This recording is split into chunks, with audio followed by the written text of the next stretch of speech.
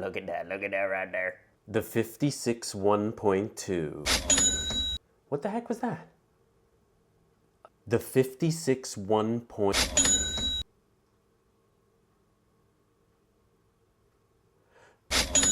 Okay, we get it. It's an expensive lens, but it's something that you need to think about if this is on your list with other lenses like the 35mm f2, the 23 f2, the 90mm. Cost, this thing, 56 1.2 costs more than the Fuji X-T20. So if you're this guy or this gal, then don't worry about it. Just pick it up, it's great. But if you're this guy, hey! Okay, anyway, this isn't really a review. I know a lot of you have been asking for a review, but I'm not good at those. I'm not good at like taking test shots and also I don't want to do it. I don't want to shoot like a fence and test, you know, pixel peep. I'm just gonna give you my impressions of the lens, how I've been using it. I've had it for a while now. Okay, let's jump into it. All right, guys, so here's the 56 1.2, a little closer look. I mean, look at that glass, baby, that's nice. Here it is next to the kit lens, so you can see the size. Pretty much about the same size as the kit lens this way. The kit lens is a little longer, but it's definitely a little chubbier than the kit lens. And so you can see the difference there between the two. Let's put it on the Fuji X-T20 so you can see the difference. And so here's what it looks like on the Fuji X-T20 with the grip on, so you can see really quick how beefy it is. Right on there. Okay, so it kind of sticks out about that much. Not too bad. I'm going to take the grip off so you can see if you have the grip on, it is a little nose heavy there. Okay. All right, so let's take the grip off so you can see. Okay, the Fuji X-T20 with the 56 1.2, no grip on there. And so that's, you know, it's got a big nose. It definitely has a big nose and is very, very large. So you might want to think about that too. It seems to be better balanced with the grip on, you know, since it's closer to the X-T2. But this mother is big right there. Okay, but not, you know, it's doable. It's definitely doable.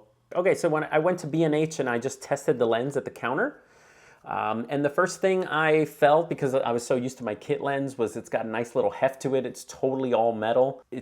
But it's still kind of small, you know, of course, for the whole mirrorless system. But it is a little bulky for the Fuji X-T20. But if you have the grip on it, it looks pretty okay. You see it there? It's not too bad. But the first thing I noticed was I like to test the minimum focus distance of a camera right away. Sorry, of a lens right away, because I like to get in close, and I like using lenses almost as macro lenses. And I originally, right off the bat, that's the first thing I was disappointed with, is the minimum focus distance of the 56 1.2. Once you get too close, this is the closest I could get to this little bowl of candies here. And then I asked them, you know, can I try the 90mm f2? And with that one, I was able to get really, really close. So I had to decide between the two, the 90 or the 56, but I wanted to keep my kit small. So I decided to go with the 56 1.2, and that 1.2, man, bokeh monster, we'll get to that. But the 90mm was just a little bit too big.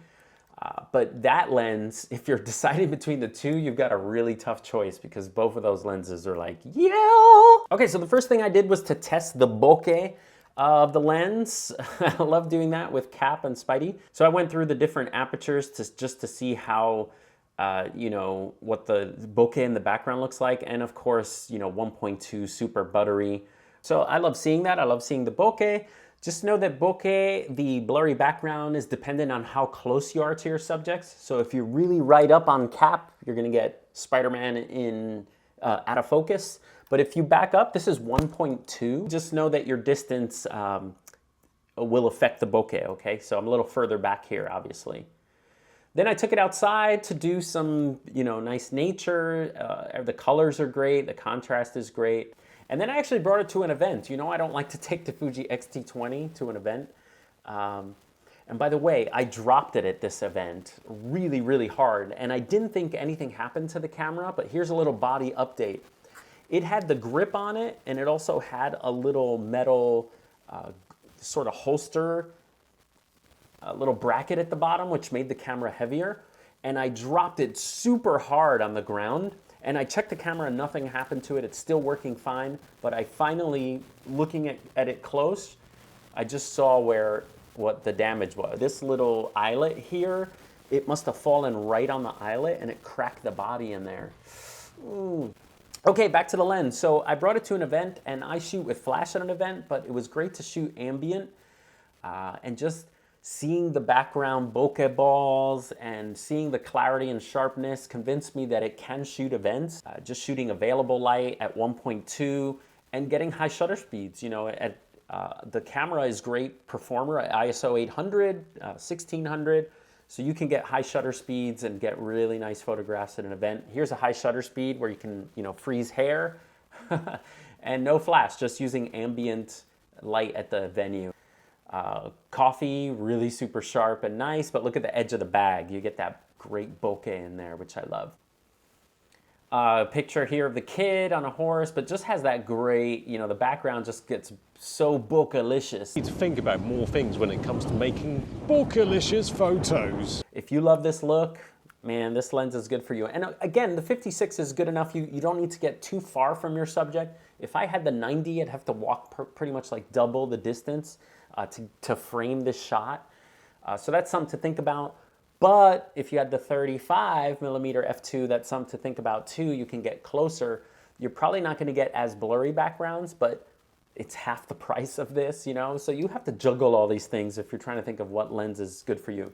This also isn't a great, for me anyway, if I'm going to grab one lens to walk around with, the 56 1.2 is such a specialty lens for portraits and things, and it's heavy, that I don't feel that if I was walking around New York that I would want to just bring this lens. So that's also maybe a deal breaker for you. But if you have the 35 or the 23, man, you can just walk around with that one lens. It's small, it's light, it's got good bokeh as well. So you have to weigh, this is such a specialty lens, you got to weigh all this stuff out. So think about that too. Think about that, your use for the lens. If you're doing just walking around with one lens, this may not be for you, okay? Man, perfect moment, totally ruined by a jogger. There was this Spider-Man that was riding a bike, and this jogger just happened to be in the way, and the guy even waved at me, and it would have been a good street photography shot. And then as soon as he passed and I tried to reframe the shot, first of all, his wave was gone, but the camera, again, like I talked about in the other video, like the heck why, or damn why, I don't know why, but the focus point was focusing on the fence behind him, and no matter how many shots I took, the moment was gone. So that was kind of frustrating.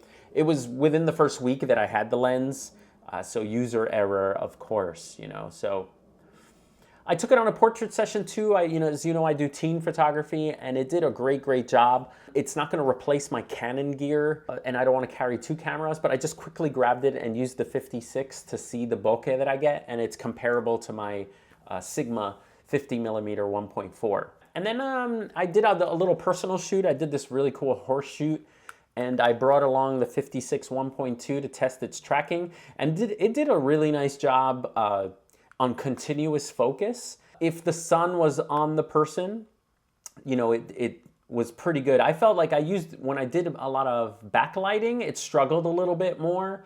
And then we went, you know, this was in the fall, and just taking great little photographs of flower, testing the bokeh out. Again, that's what I love most about this lens, is the blurry backgrounds you get with it.